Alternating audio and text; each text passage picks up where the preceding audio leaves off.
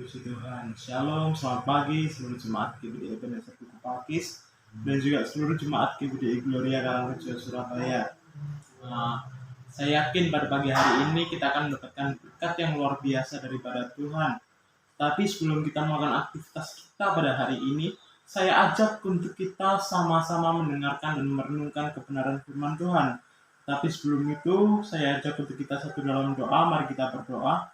Tuhan Yesus, terima kasih Tuhan atas kasih karunia-Mu Tuhan yang selalu kami terima Tuhan Yesus. Pada pagi hari ini Tuhan kami bangun dengan kekuatan yang baru Tuhan Yesus, kesehatan yang baru Tuhan. Itu semua karena bukti kasih Tuhan terhadap kami Tuhan. Dan sebelum kami melakukan aktivitas kami Tuhan Yesus, kiranya Tuhan berfirmanlah kepada kami Tuhan. Kami rindu Tuhan firman-Mu yang datang kepada kami Tuhan dapat mengubahkan kehidupan kami Tuhan, dapat menjadikan landasan bagi kehidupan kami dan menuntun jalan-jalan kami Tuhan Yesus. Kami rindu dan kami siap mendengarkan firman-Mu hanya di dalam nama Tuhan Yesus Kristus. Haleluya. Amin. Puji Tuhan. Pada pagi hari ini kita sama-sama belajar mengenai kesabaran yang meneduhkan. Kesabaran yang meneduhkan. Langsung saja saya ajak untuk kita membuka ayat kita yang terdapat dalam Amsal pasal 16 ayat yang ke-32. Amsal 16 ayat yang ke-32 begini firman Tuhan. Orang yang sabar melebihi seorang pahlawan. Orang yang menguasai dirinya melebihi seorang yang merebut kota. Amin. Kalau dalam terjemahan lain dikatakan bahwa orang sabar itu menggunakan kata orang yang lambat marah. Dan Alkitab tadi mengatakan atau berkata seperti ini bahwa kalau kita sabar, kita melebihi seorang pahlawan. Dan kalau kita menguasai diri kita, maka kita melebihi orang yang merebut kota. Dan ini adalah sebuah hal yang menarik, saudara. Kalau kita dapat mempelajarinya bahwa ayat ini menunjukkan bahwa inilah ciri-ciri dari orang-orang pemenang. Tetapi, saudara, kalau kita tidak sabar, seperti dalam Pengkhotbah 10 ayat yang keempat mengatakan bahwa orang yang tidak sabar akan masuk ke dalam masalah-masalah besar. Dan juga saudara, ketika kita tidak bisa menguasai diri kita, seperti yang terdapat di dalam Amsal pasal 25 ayat yang ke-28, kita diumpamakan seperti kota yang roboh temboknya. Jadi saudara, mari kita tetap memiliki hati yang sabar.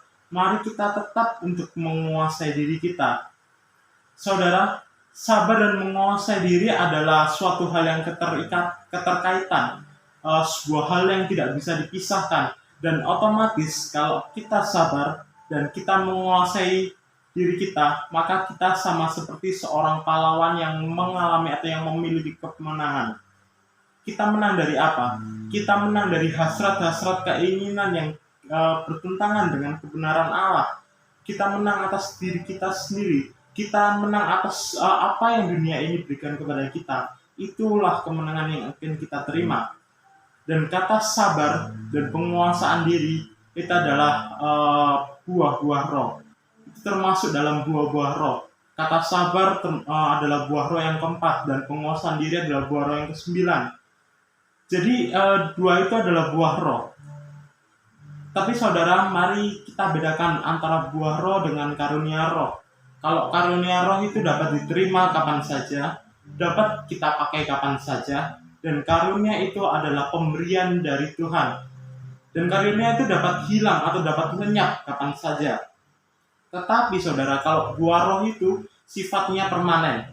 Buah roh itu adalah hasil dari proses apa yang telah kita lakukan sepanjang kehidupan kita.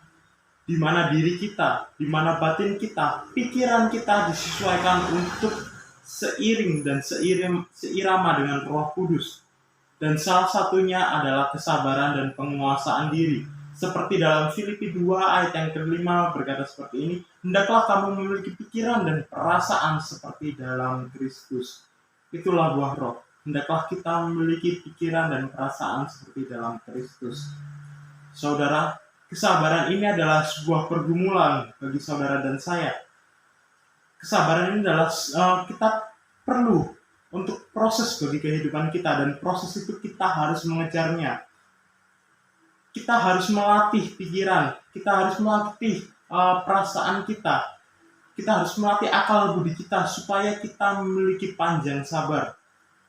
Mari kita baca dalam Amsal 19 ayat 11. Amsal 19 ayat 11 berkata seperti ini. Akal budi membuat seorang panjang sabar, dan orang itu dipuji karena memaafkan pelanggaran. Sabar itu seperti karet. Karet yang harus lentur. Ketika saudara menghadapi sebuah hinaan, ketika saudara menghadapi sebuah fitnahan, atau tuduhan-tuduhan apapun itu, saudara harus tahan. Saudara harus tahan seperti apa? Saudara harus tahan seperti karet. Saudara harus tahan sangat panjang. Sepanjang apa saudara harus tahan? Sepanjang kesabaran yang dimiliki oleh Yesus. Saudara, kesabaran itu bukan sebuah perkara yang mudah. Kesabaran itu adalah sebuah perkara yang susah, perkara yang sulit. Sabar seringkali beriringan dengan mengalah.